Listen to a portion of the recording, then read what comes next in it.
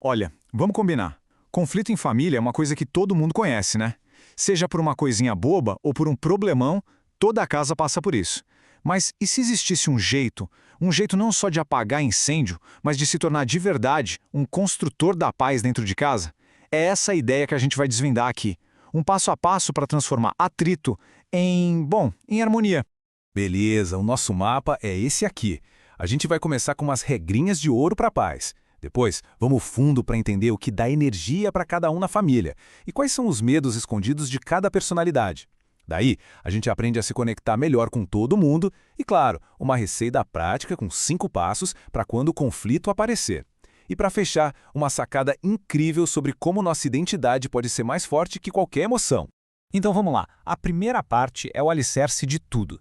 Pensa nisso como um conjunto de regras da casa que já chegam diminuindo o atrito na hora, sabe?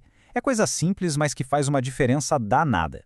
E as regras são essas aqui. 4 passos que, sério, mudam a vibe de qualquer casa. Primeiro, elogiar as pessoas.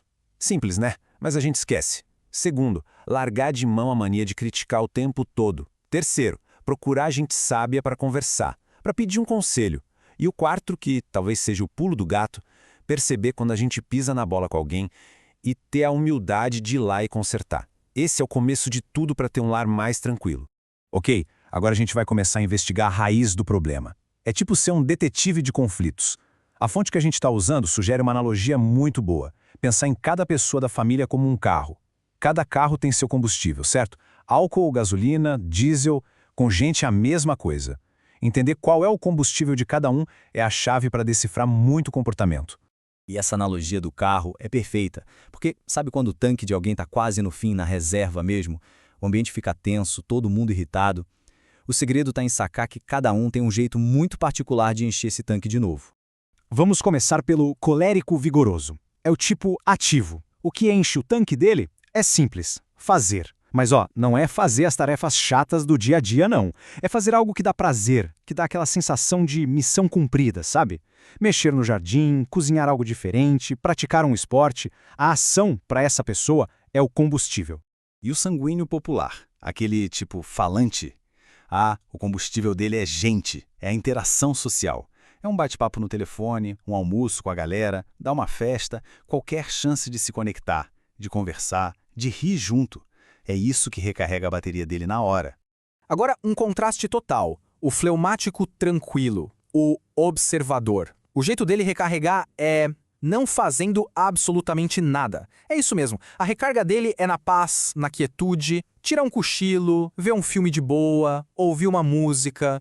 Depois de um tempo assim, ele tá pronto para outra, zerado. E por último, o melancólico perfeito, o pensador. Para ele, ficar sozinho não é castigo, é necessidade, é o seu santuário. Para encher o tanque, ele precisa desse tempo só para ele, para ler, para pensar na vida, para escrever. É nesse mergulho interno, nessa tranquilidade que a energia dele volta com tudo. Beleza, já entendemos como cada um recarrega as baterias. Agora a gente vai cavar um pouco mais fundo. Vamos falar sobre os medos viscerais. Sabe aquelas reações exageradas que às vezes a gente vê e pensa, nossa, mas para que tudo isso? Então, geralmente tem um desses medos profundos por trás, que foi acionado sem a gente nem perceber. E essa citação do Gary Smalley aqui, olha, ela é perfeita. A menos que reconheçamos os medos viscerais delas e os nossos, pisamos nos pés uns dos outros e todos se machucam. É isso. Se a gente não entende esses medos básicos nos outros e na gente mesmo, a gente acaba machucando sem querer. É que nem dançar colado com alguém sem saber os passos. Uma hora ou outra, alguém vai levar uma pisada no pé. Então, que medos são esses? Para o colérico vigoroso, o pavor é que passem a perna nele, que se aproveitem da sua boa vontade. Por isso, ele tenta controlar tudo ao redor. Já o sanguíneo popular, o medo dele é a rejeição, é não ser gostado. E esse medo pode fazer com que ele se desdobre para agradar todo mundo o tempo todo. E os outros dois? Bom, o fleumático tranquilo tem um medo danado de perder a segurança. Qualquer coisinha que mude a rotina, por menor que seja, já pode acionar esse alarme e fazer com que ele resista. E o melancólico perfeito? O grande medo dele é a crítica. E isso o deixa super na defensiva, muito sensível a qualquer coisinha que digam sobre o que ele faz. Ok, essa tela aqui é uma mão na roda. É um resumão de tudo que a gente viu até agora. Então aí os 4 tipos, como cada um enche o tanque e qual é o medo profundo de cada um. É tipo uma colinha para a gente consultar e começar a identificar esses padrões no dia a dia, em casa. Certo, já passamos pela teoria, agora vamos para a prática. Com tudo isso em mente, sabendo das energias e dos medos, como é que a gente usa isso para se comunicar melhor? Essa parte aqui é basicamente um manual de instruções para lidar com cada tipo de personalidade. Para se dar bem com o colérico, seja adulto ou criança, o negócio é ser direto, reto e reto. Com o adulto, vá direto ao ponto e foque na solução, não no problema. Com a criança, os limites têm que ser muito claros. E uma boa é dar pequenas tarefas de liderança para ela para canalizar aquela energia toda. Agora, com o sanguíneo, a chave é interação e elogio. Produto tem que ter tempo para conversar, para ouvir. E pode elogiar, porque ele adora. Com a criança, ouça as histórias gigantescas dela com atenção de verdade e tente transformar as tarefas de casa numa brincadeira, num jogo. Chegamos no fleumático. Aqui, a palavra mágica é paciência. É preciso diminuir o ritmo. Com o adulto, a confiança é tudo. Uma vez quebrada, é difícil de consertar. E com a criança, dê tempo. Tempo para ela fazer as coisas e, principalmente, não force a barra para ela falar o que está sentindo. Ela vai falar, mas no tempo dela. E por fim, o melancólico. Aqui, o jeito é com sensibilidade e lógica. Com o adulto, fuja de críticas diretas. Em vez disso, apresente fatos, dados. E com a criança, prepare-se para responder 1 milhão de porquês. Responda com calma e ajude a ver o lado bom das coisas, sabe? Um empurrãozinho pro otimismo.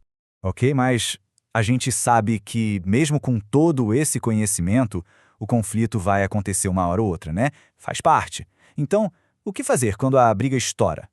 Essa parte aqui traz uma receita mesmo, um passo a passo bem claro para a gente conseguir atravessar esses momentos tensos. E a receita é essa. São 5 ingredientes. O primeiro é a fé.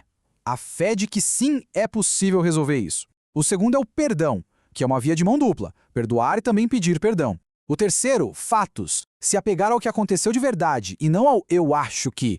Quarto, sentimentos. Cada um tem que ter a chance de falar o que está sentindo sem ser interrompido. E o quinto, futuro. O que a gente aprende com isso para não repetir o erro e seguir em frente. Bom, agora a gente chegou na última parte. E essa ideia aqui, olha, é uma verdadeira virada de chave. É sobre mudar a mentalidade. A gente pode parar de ser refém do que a gente sente e passar a agir com base em quem a gente escolhe ser. Deixar de ser vítima da emoção para ser o autor da própria história.